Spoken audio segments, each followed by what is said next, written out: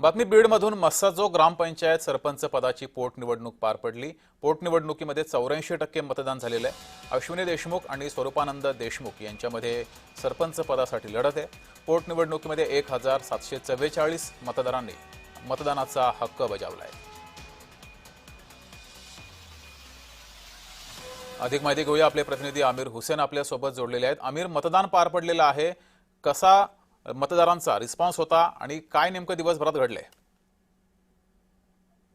नक्कीच जगदीश सर, आपण जर बघितलं तर महत्वाची जे निवडणूक होती, आपण जर बघितलं तर मस्साजोग सरपंचची हत्या झाल्यानंतर एक महाराष्ट्रभर आवाज उचलला होता। त्यानंतर ते 14 महिने ते पद भरले गेलेलं नव्हतं। आज त्याच्यावर निवडणूक लागली होती आणि मैदानात संतोष देशमुख यांची पत्नी ते रिंगणात होती आणि स्वरूपानंद देशमुख हे रिंगणात होते। विशेष म्हणजे सकाळपासूनच हे तर 8 वाजल्यापासून मतदान केंद्रावर गर्दी होती।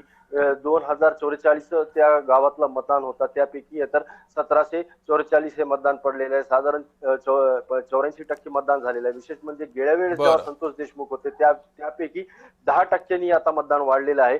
आणि आता आपण जर बघितलं तर उद्या सकाळी 10 वाजता हे केस उद्या निकाल समोर असेल आणि निकालाकडे आपलं सगळ्यांचं लक्ष असेल। हुसेन, तुम्ही असेच जोडलेले राहा।